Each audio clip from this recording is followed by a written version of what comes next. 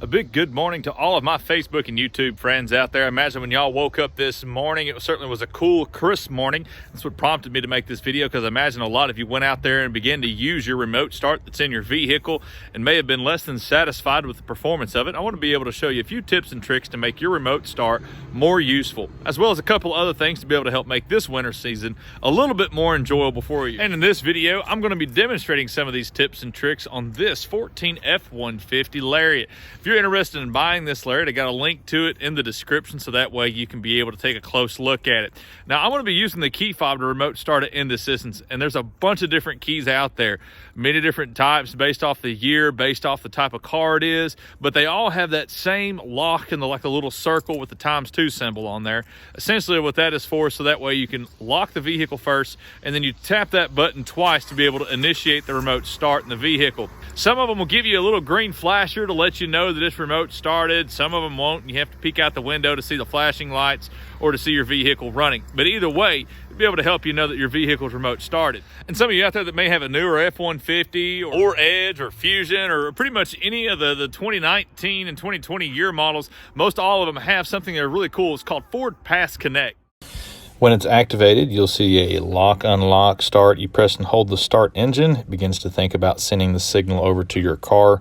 And for too long, it lets you know that your vehicle is started. Beautiful part about this is distance is no longer an object. You can literally remote start your vehicle from anywhere. I know what you're thinking. You don't want to have to wake up every morning and have to remote start your vehicle. Great part about FordPass is you can go in, check your fuel levels, your location, your tire pressure, all that good jazz. But also you can schedule remote starts. You can go in here and actually set this up, the exact time that you want to be able to remote start your vehicle if you know when you're going to be leaving every morning. And you can set the day. In fact, if you want to do it every weekday, you can go Monday through Friday and set all that up. Boom, done.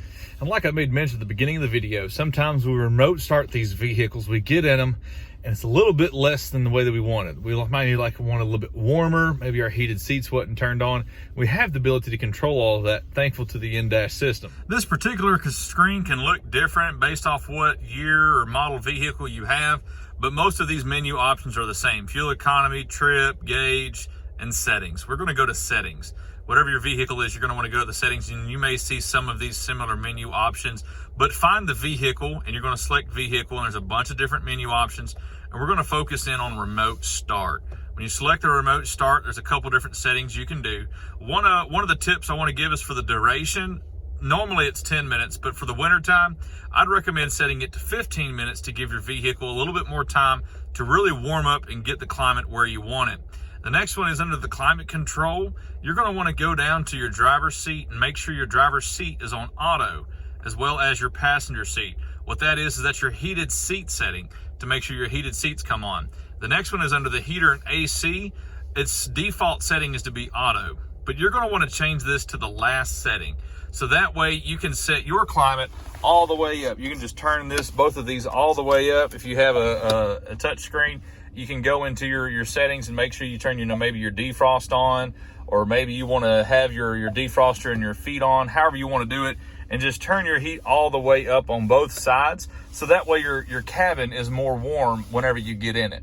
And this next tidbit of advice focuses in on the wheels and around the wheel wells. Sometimes when we're looking around the wheels, or sometimes right here in this section, a bunch of snow gathers up right here and really gets annoying whenever you go to kick it off. Sometimes your paint or something can tear up when you're kicking the ice off of this section, or maybe around your wheel. Maybe you don't have a big jacked up truck. Maybe you have a nice little Lincoln here, and the ice and snow that gets in between here and just drags all through here, you don't like to see. Well, the great part is there's a nice little can of snow and ice repellent that you can buy at Walmart or Amazon. It really helps to be able to keep this snow and ice from gathering on your wheels, as well as gathering around these corners next to your fender well. It overall makes the look and the appearance of your vehicle this winter season a lot easier, as well as the cleanup. You don't get as much snow and all that stuff gathered up together underneath your vehicle. It's really good to go ahead and buy one of those cans and just have that ready for you when the snow comes. That way you can pre-treat your wheels and your undercarriage, so that way you don't get so much snow gathered up under the bottom of it.